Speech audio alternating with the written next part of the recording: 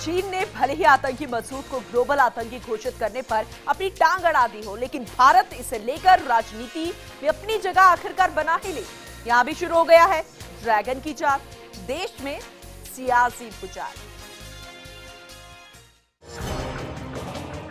मसूद अजहर को ग्लोबल आतंकी घोषित करने में चीन ने आखिरकार अड़ंगा लगा ही दिया, लेकिन भारत में इसको लेकर ट्विटर पर राजनीति की जंग शुरू हो गई।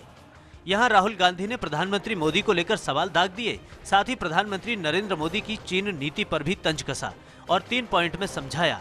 कांग्रेस अध्यक्ष राहुल गांधी ने ट्वीट करके लिखा, प्रधानमंत्री नरेंद्र मोदी चीन के राष्ट्रपति शी जिनपिंग से डरते हैं। जब भी चीन भारत के खिलाफ कोई एक्शन लेता है तो प्रधानमंत्री नरेंद्र मोदी कुछ भी नहीं बोलते हैं। पीएम गुजरात में शी जिनपिंग के साथ झूला झूलते हैं, दिल्ली में जिनपिंग को गले लगाते हैं, चीन में उनके सामने झुक जाते हैं। इसके साथ ही राहुल गांधी ही नहीं, कांग्रेस के प्रवक्ता रणदीप सुरजेवाला ने भी ट्वीट कर निशाना साधा। उन्होंने कहा कि 56 इंच की हग डिप्लोमेसी और झूला झुलाने के खेल के बाद भी चीन पाकिस्तान का जोड़ भारत को लाल आंख दिखा रहा है। एक बार फिर एक विफल मोदी सरकार की विफल विदेश नीति उजागर हुई। हालांकि कांग्रेस के वार के बाद तो बीजेपी का पलटवार आया।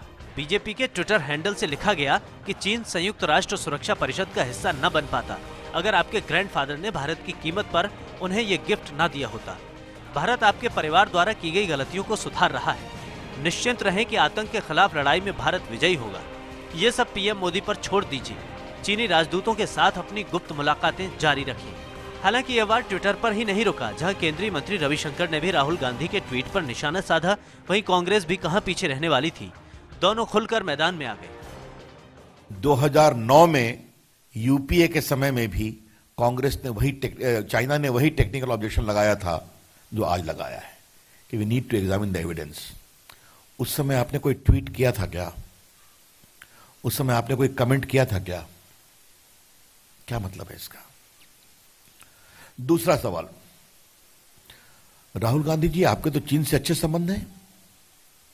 डोकलाम पर आप चीन के दूतावास में गए थे। अगर चीन से आपके इतने अच्छे संबंध हैं तो कम से कम इस आतंकवादी के मामले में चीन के साथ अपनी दोस्ती का आप लाभ भारत के लिए उठा लेते हैं।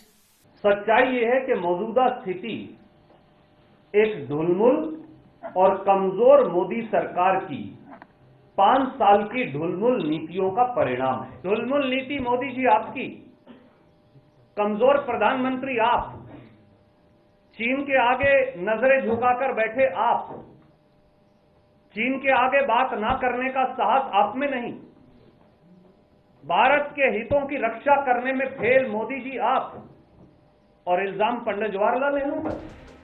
आपको बता दें कि चीन ने चौथी बार इस प्रस्ताव पर वीटो लगाया है। प्रस्ताव गिरने के बाद विदेश मंत्रालय ने कहा कि चीन के इस रवैये से बेहद निराशा हुई। आतंकियों के खिलाफ हमारी कोशिशें जारी रहेंगी। Bureau report, first India news.